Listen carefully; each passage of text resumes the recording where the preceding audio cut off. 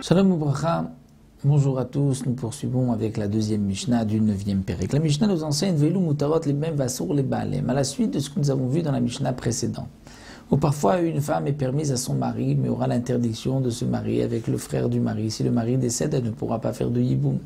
Comme nous l'avons vu, le cas d'un Kohen qui a épousé une veuve, donc il avait le droit de se marier avec cette veuve, et son frère à lui est Kohen Gadol. Donc s'il lui décède, le frère ne pourra pas épouser la veuve. Cette veuve est permise à son mari, interdite au Yabam.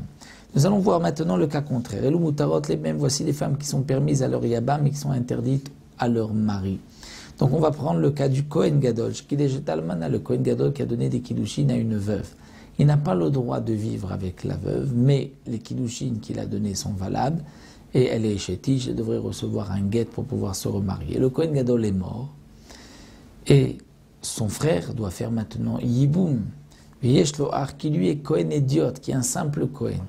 Donc lui, le frère, peut faire Yiboum. Eh bien, donc elle est permise au Yabam, mais interdite à son mari. Ou encore, un kasher shenasa chalala, un Kohen qui est kasher, qui a épousé une femme chalala. Donc on va dire fille d'un Kohen qui s'est marié avec une divorcée. La chalala a le droit de se marier avec son mari ou pas, kasher shenasa chalala, non. Puisque le Kohen est un Kohen kasher, il ne peut pas épouser une femme chalala. Isha zona va chalala lo yikach. Donc lui est Kohen kasher, il a épousé une chalala, qui est les filles d'un Kohen avec une divorcée, donc il avait l'interdiction de se marier avec cette femme. Ve'eshlo achalal, mais lui, ce Kohen a un frère qui lui aussi est halal, donc un demi-frère qui est halal. Eh bien, la Yebama qui est halala pourrait faire Yiboum avec le frère qui est aussi halal, donc elle est interdite à son mari mais permise au Yabam. Un autre cas, Israël shenasa mamzeret, un Israël qui a épousé une mamzeret, il n'a pas le droit de l'épouser. Cette femme est interdite à son mari. Lui décède et son frère est un mamzer. Donc elle pourra se marier avec le frère de son mari. Donc voici un autre cas. Israël shenasa mamzeret, il a épousé mamzer, ve'eshlo ach mamzer, il a un frère mamzer. Ou bien au contraire, mamzer shenasa bat Israël, ve'eshlo ach Israël, un mamzer qui a épousé une bat Israël et il a un frère qui est bat Israël, qui est Israël, ben Israël, qui n'est pas mamzer. Donc lui, le mamzer, ne peut pas épouser la bat Israël. Elle est interdite à son mari. Et si lui décède, elle est permise au Yabam. Israël. Mutarot les mêmes vasrot les mêmes. Donc elles sont permises au Yabam, mais elles sont interdites au mari. La Mishnah poursuit, nous avons des cas où asurot leilu veleilu, une femme est interdite, et au mari et au Yabam. Comment cela?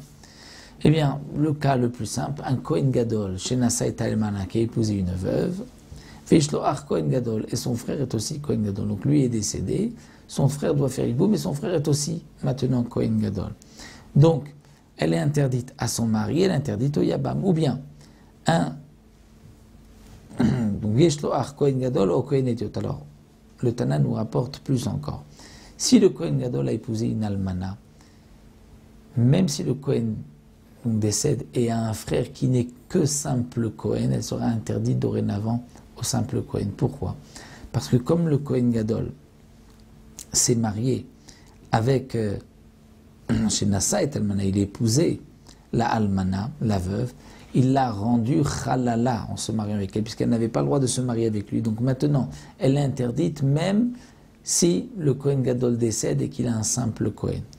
Donc un Kohen Gadol qui a épousé une Almana, il la rend Chalala.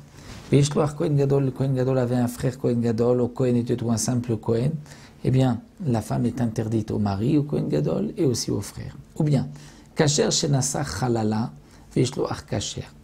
Un homme, un Kohen Kasher, il a épousé une Chalala.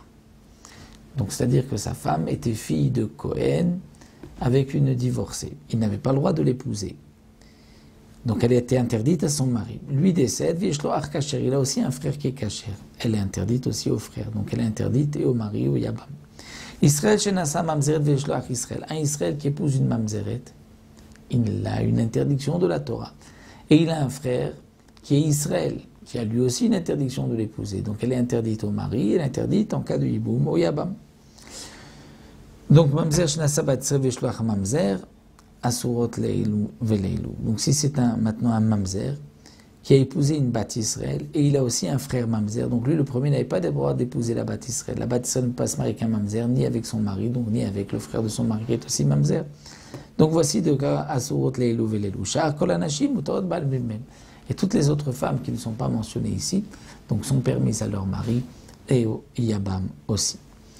Donc nous avons vu donc dans ces deux Mishnayot les cas possibles, une femme qui est permise à son mari, interdite au Yabam, le contraire, permise aux deux ou interdite aux deux.